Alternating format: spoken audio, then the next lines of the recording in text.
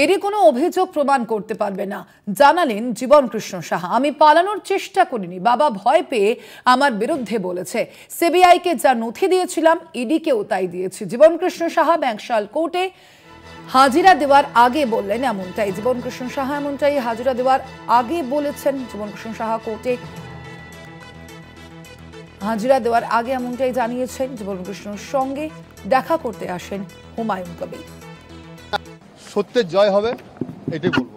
আপনার বিরুদ্ধে তো এত ভুরুভুরি অভিযোগ, কোনো অভিযোগ প্রমাণ করতে হবে, সব মিথ্যা অভিযোগ। আমি তো একটা নগণ্য গ্রামীণ এমএলএ।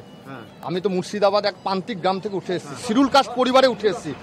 আমি এর থেকে আর কি বলবো? আপনি বারবার মোবাইল কেন ছুড়ে মোবাইল ফেলার কোনো গল্প নাই। মোবাইল সঙ্গে সঙ্গে ইডিকে অফিসারকে দিয়ে দিচ্ছে। স্যার কি আছে যেমন কোনো কিচ্ছু নাই, নতুন মোবাইল তো 3 মাস আর 6 মাস আগে কেনা। আপনি পালানোর চেষ্টা না, কোনো পালানোর চেষ্টা, ওটা তো আমার বাড়ির মধ্যে, আমি পুকুরে দাঁড়িয়ে আছি। আমার সকাল 7:30টার সময় অভিযোগ আপনি আপনার পরিবারের, আপনার স্ত্রী, আপনার বাবাই আপনার বিরুদ্ধে বলছে। বাবা কোনো ভাবি না, বাবা আছে, বাবা আমার নিজের বাবার পর না। বাবা আপনার বিরুদ্ধে কেন বলছে? কখনোই বলতে পারে না। বলছে মিডিয়াতে না, সেটা বলছে হয়তো ভয়ে বলেছে। আপনার স্ত্রী, আপনার শালার নামে, সবার নামে সম্পত্তি রয়েছে। সেটা পরীক্ষা করুক, কোনো কিছু না। যা আছে, যেটা সিবিআই অ্যারেস্ট করেছিল সেই সময়তেই আছে, এখন আছে, কোনো নতুন করে কিছু না। না না না, এরকম কোনো গল্প না, প্রমাণ করুক। আমি চ্যালেঞ্জ করছি। আপনি ব্যবসার সাথে জড়িত নন? না, ব্যবসার সঙ্গে আমি জড়িত। সত্যের জয় হবে।